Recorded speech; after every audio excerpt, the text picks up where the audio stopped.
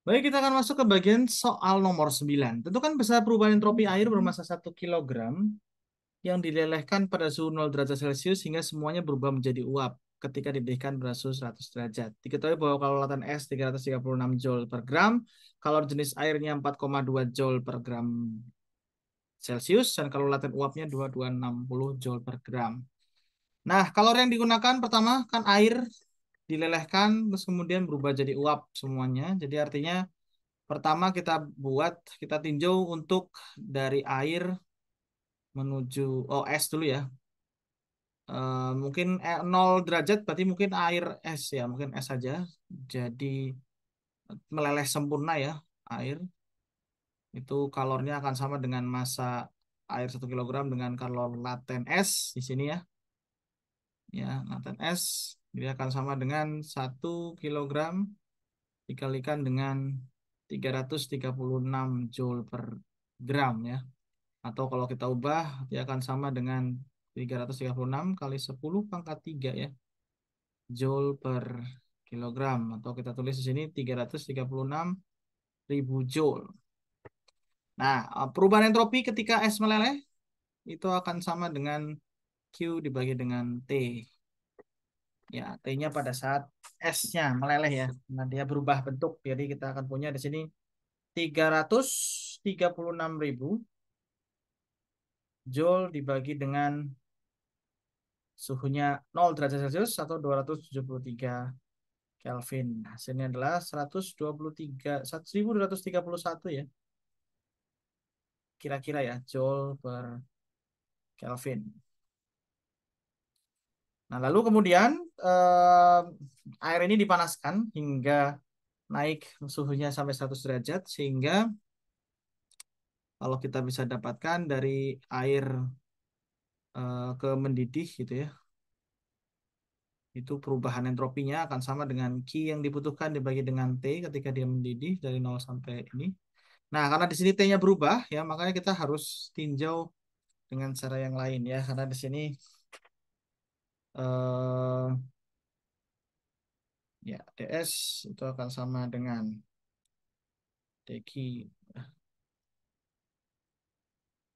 istilahnya yang kalau kita bisa lihat di sini ya. Ya, sebelumnya kita mungkin harus cek dulu ya bagaimana jika misalnya bagaimana perhitungan entropi kalau kita mengalami di sini ceritanya suhunya naik ya. Jadi suhunya berubah. Kalau di sini kan suhunya tetap ya pada saat dia laten. Nah, berarti kita harus cek. Mungkin kita akan cek dulu di sini ya. Kita cek dulu dari hukum termodinamika 1 ya. Perubahan energi internal itu akan sama dengan kalor. Perubahan kalor ya ekstensif sebenarnya dikurangi dengan perubahan usaha.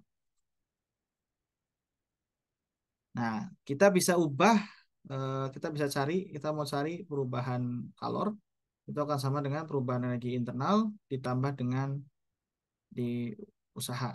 Atau kalau kita bisa bongkar di sini, perubahan energi internal akan sama dengan N kali CV kali delta T ya. T besar ya. Kita selalu dapatkan seperti ini. DW atau perubahan usaha itu akan sama seperti P dikalikan dengan DV. Artinya kalau kita bagi semua dengan T, dq per T itu akan sama dengan ya P itu akan sama dengan PV sama dengan nRT sehingga P itu akan sama dengan nRT per V. Jadi kita akan punya kalau kita bagi dengan T kita akan punya di sini nR dV per V. Lalu kita punya N kali CV dt per T.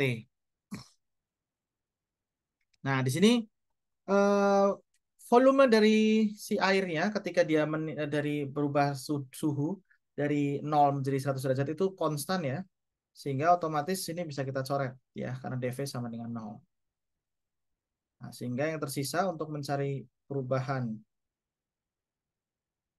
entropi itu adalah N kali CV dt per T. N kali CV kita bisa konversi dengan yang kita tahu yaitu kalor jenis. molar, di sini adalah kalorimeter molar, maka akan sama seperti massa dikali kalori jenis air ya, dikalikan dengan PT per T. Sehingga kita bisa dapatkan perubahan entropi dari air mendidih itu akan sama dengan M kali C kali Ln TF dibagi dengan TI. Ya, kita integralkan dt per dt itu jadi Ln ya, dan seterusnya. Ya, kalau kita bandingkan, di sini kita jangan 100 dibagi 0 ya, nanti ya, ujung-ujungnya TF per TI-nya akan menjadi Tahingga. Jadi kita ubah dalam apa namanya Kelvin, lalu kita hitung ya dengan M yang ada yaitu 1 kilogram, C-nya diketahui, maka kita bisa dapatkan entropinya sekitar 1311 Joule per Kelvin. Ya, semoga cukup ruangannya ya. Saya tidak perlu tambah slide baru. Lalu ketika menguap ya, jadi ketika air berubah menjadi uap, maka Q-nya akan sama dengan massa air dibanding karol laten dari uap. Itu akan sama dengan 1 kilogram dikalikan 2260 Joule per kilogram ya. Jadi dikalikan 10 pangkat 3 saja Joule per kilogram. Saya nggak ubah, saya langsung kalikan 10 pangkat 3 aja agar lebih mudah ya. Sehingga kita bisa dapatkan ini 226 0,000 Joule. Tentu saja kita akan dapatkan delta S itu akan sama dengan Q dibagi dengan T. Jadi 226,000 dibagi dengan 373 Kelvin. Atau kita bisa dapatkan sekitar 6059 Joule per Kelvin. Sehingga ya karena di sini Anda bisa lihat ya delta S-nya akan selalu positif ya, sehingga delta S total itu akan sama dengan, kita jumlahkan saja. Ini saya ambil misalnya saya dup di sini ya. Saya ambil ini adalah delta S1, ini delta S2, dan ini delta S3. Maka delta total adalah ya delta S1 ditambah delta S2 tambah delta S3. Ya, Joule per Kelvin. Nah, mungkin yang Anda perlu lihat ya, mungkin saya tidak sempat ajarkan di kelas itu adalah tentang penurunan ini. Jadi Anda perhatikan baik-baik untuk pembahasan modul 9 di nomor 9 ini. Ya, ikut pembahasan untuk nomor 9.